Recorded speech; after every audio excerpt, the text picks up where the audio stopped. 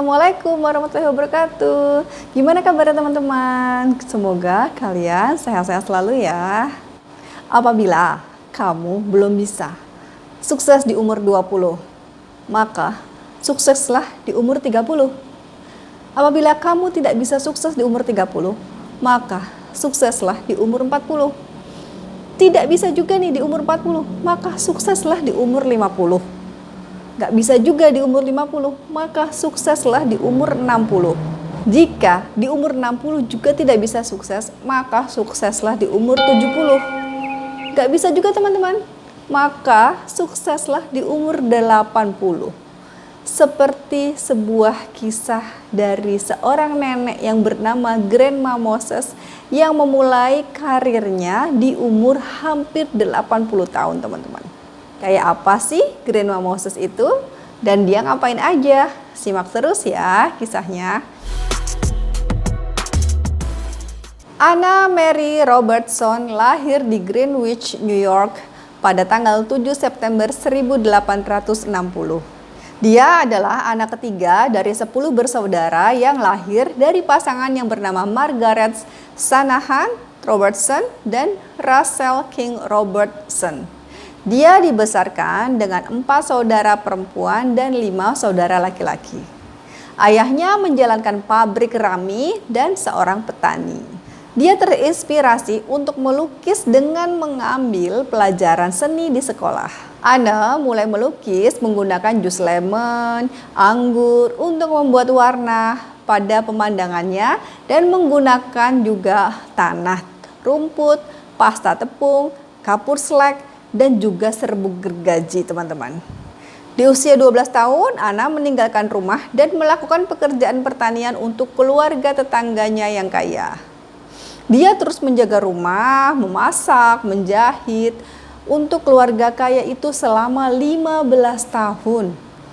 Salah satu keluarga ini, Whitesides, memperhatikan ketertarikan Anna pada cetakan Courier dan Ives.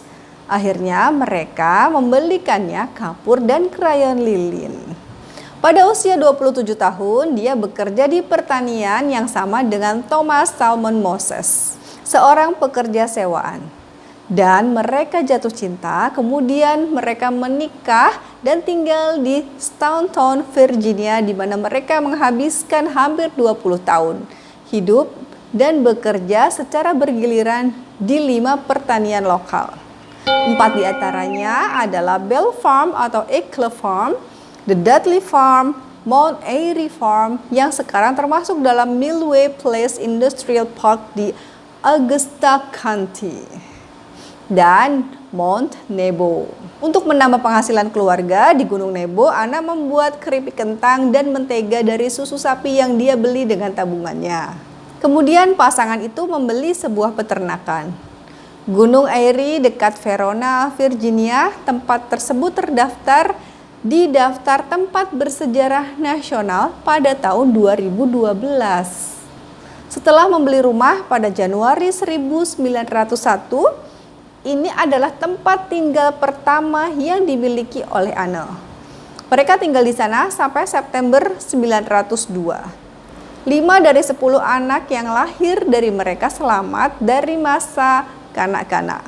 Meskipun dia senang tinggal di lembah Shenandoah, pada tahun 1905, Anna dan Robert itu pindah ke sebuah peternakan di Eagle Bridge, New York atas desakan suaminya. Ketika Thomas Moses ini sudah berusia sekitar 67 tahun pada tahun 1927, ia meninggal dunia karena serangan jantung. Setelah itu putra Anna yang bernama Forrest membantunya mengoperasikan pertanian teman-teman. Dia tidak pernah menikah lagi setelah itu. Dia pensiun dan pindah ke rumah putrinya pada tahun 1936. Dia dikenal sebagai Ibu Musa atau Nenek Musa, tapi pers menyebutnya dia Nenek Musa atau Grandma Moses. Dan julukan itu menempel hingga saat ini. Sebagai istri dan ibu muda, Musa ini sungguh kreatif di rumahnya. Misalnya nih, pada tahun 1918 dia menggunakan cat rumah untuk menghias papan api. Mulai tahun 1932, Musa membuat gambar bordir dari benang untuk teman dan keluarga. Dia menemukan bahwa seni hobi sering melibatkan menggunakan kembali benda-benda yang dibuang, teman-teman. Jadi kayak semacam benda daur ulang gitu, recycling. Di usia yang ke-76, Moses menderita radang sendi yang membuat kegiatan menyulam itu menjadi sangat menyakitkan baginya, teman-teman. Akhirnya, adiknya yang bernama Celestia menyarankan bahwa melukis akan lebih mudah baginya. Dan ide ini mendorong karir melukis Musa di umur 78 tahun. Nenek Musa juga mengatakan kepada wartawan bahwa dia beralih ke melukis untuk membuat hadiah Natal tukang pos. Kata Grandma Moses, lebih mudah membuat lukisan daripada memanggang kue di atas kompor yang panas. Karena praktis, karya lukis akan bertahan lebih lama daripada komposisi bordirnya yang terbuat dari wool yang beresiko dimakan ngengat, katanya begitu. Judith Stein mencatat bahwa rasa pencapaian dalam lukisannya ini berakar pada kemampuannya untuk membuat sesuatu dari ketiadaan, teman-teman. Ketika tangan kanan ini mulai sakit, dia beralih ke tangan kirinya. Jadi ketika si Nenek Musa di tangan ini melukis gitu ya, udah mulai rasanya udah nggak enak gitu, terus akhirnya dia istirahat tuh ya tangan kanannya, kemudian dia lakukan dengan tangan yang satunya lagi. Apa yang tampak sebagai minat melukis di usia lanjut sebenarnya adalah manifestasi dari mimpi masa kecilnya. Jadi sebenarnya tuh dia dari kecil udah suka dan ingin melukis, tapi karena desakan ekonomi dan kesibukan dia sebagai ibu, akhirnya dia sulit memiliki waktu untuk melukis. Gaya melukisnya Moses ini pemandangan kehidupan pedesaan di hari-hari sebelumnya yang ia sebut dengan landscape New England masa lalu. Moses berkata bahwa dia akan mendapatkan inspirasi dan mulai melukis. Lalu saya akan melupakan semuanya, kecuali bagaimana dulu dan bagaimana melukisnya, sehingga orang-orang akan tahu bagaimana kami dulu hidup. Dari karya seninya ini, ia menghilangkan ciri-ciri kehidupan modern, teman-teman. Seperti traktor dan tiang telepon tuh nggak ada di lukisannya. Awalnya, dia membuat komposisi sederhana atau menyalin gambar yang ada. Dan seiring karirnya yang maju, ia menciptakan komposisi panorama kehidupan pedesaan yang rumit. Dia adalah pelukis yang produktif, teman-teman. Sudah menghasilkan lebih dari 1.500 kanvas dalam 30 tahun. Dia awalnya menagih dengan harga $3, kemudian naik $5 untuk sebuah lukisan, tergantung pada ukurannya. Dan seiring dengan meningkatnya ketenaran dia, karyanya itu bahkan ada yang dijual hingga $8.000, teman-teman. Bahkan juga ada yang sampai $10.000. Wow. Lukisan musim dinginnya mengingatkan pada beberapa lukisan musim dingin Peter Bruegel the Elder yang dikenal. Meskipun dia belum pernah melihat karyanya, seorang penggemar Jerman berkata, dari lukisannya terpancar optimisme yang ringan. Dunia yang dia tunjukkan kepada kita indah dan bagus. Anda merasa betah dalam semua gambar ini, dan Anda tahu artinya. Kerusuhan dan ketidakamanan neurotik hari ini membuat kita cenderung untuk menikmati pemandangan sederhana dan afirmatif dari Nenek Musa. Selama kunjungan ke air terjun Hoosick pada tahun 1938, Louis J. Calder, seorang kolektor seni yang bekerja sebagai insinyur di negara bagian New York, melihat lukisan yang dibuat oleh Nenek Musa di jendela sebuah toko obat. Dia membeli persediaan mereka dan 10 lagi dari rumahnya di Eagle Bridge, masing-masing seharga $3 atau $5. Tahun berikutnya, 3 lukisan Nenek Musa dimasukkan dalam pameran Museum of Modern Art New York berjudul Pelukis Amerika Kontemporer Tidak Dikenal. Jadi ketika itu Nenek Musa tuh sudah menghasilkan banyak lukisan, tapi dia belum terkenal, teman-teman. Pameran tunggal pertamanya, What a Warm Wife Painted, dibuka di New York pada Oktober 1940 di Gallery Saint Etienne Otto Kalir. Pertunjukan solo ketiganya dalam beberapa bulan diadakan di White Gallery, Washington DC. Pada tahun 1944, ia diwakili oleh American British Art Center and Gallery Saint Etienne yang meningkatkan penjualannya. Lukisannya dipamerkan di seluruh Eropa dan Amerika Serikat selama 20 tahun ke depan, teman-teman. Lukisan Nenek Musa digunakan untuk mempublikasikan hari libur Amerika termasuk Thanksgiving, Natal, dan Hari Ibu. Selama tahun 1950-an, pamerannya memecahkan rekor kehadiran di seluruh dunia, teman-teman. Keren banget.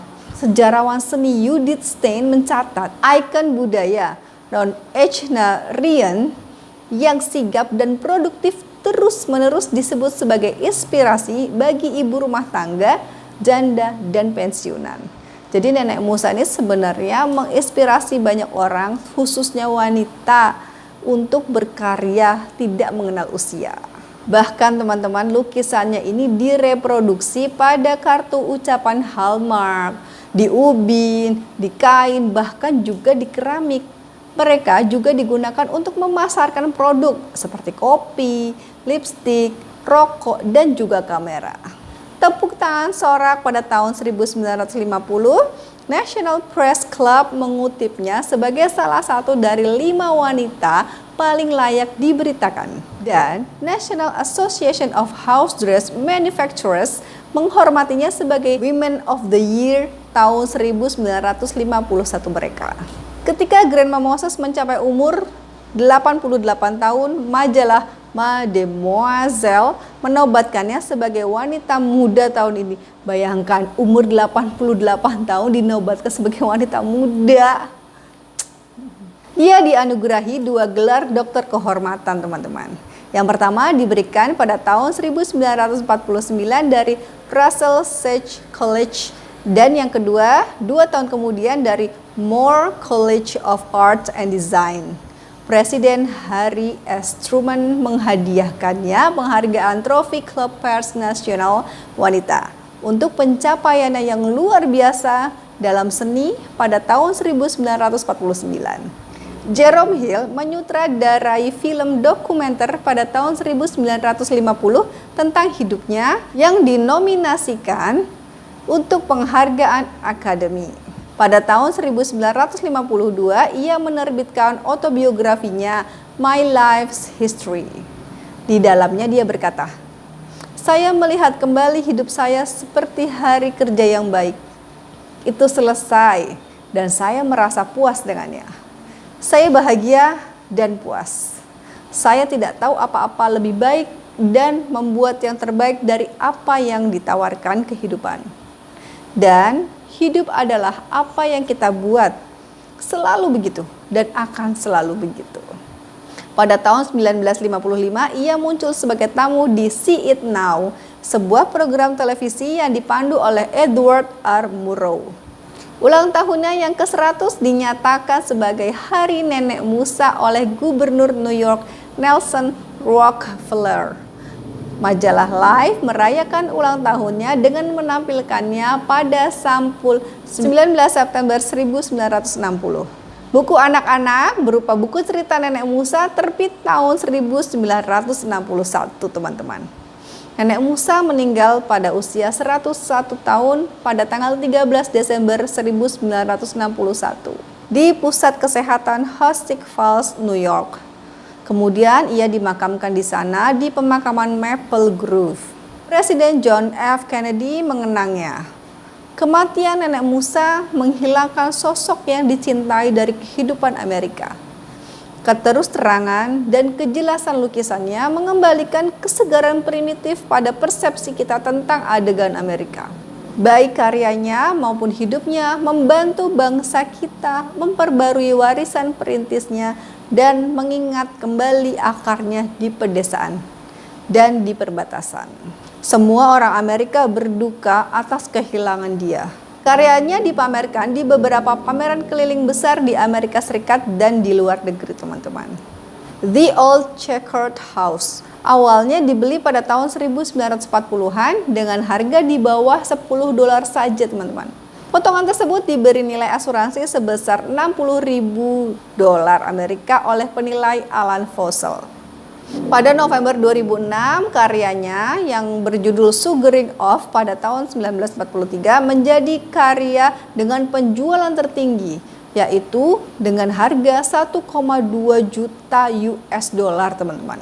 Otto Collier dari Gallery Saint Etienne memberikan lukisannya 4th of July tahun 1951 ke Gedung Putih sebagai hadiah di tahun 1952.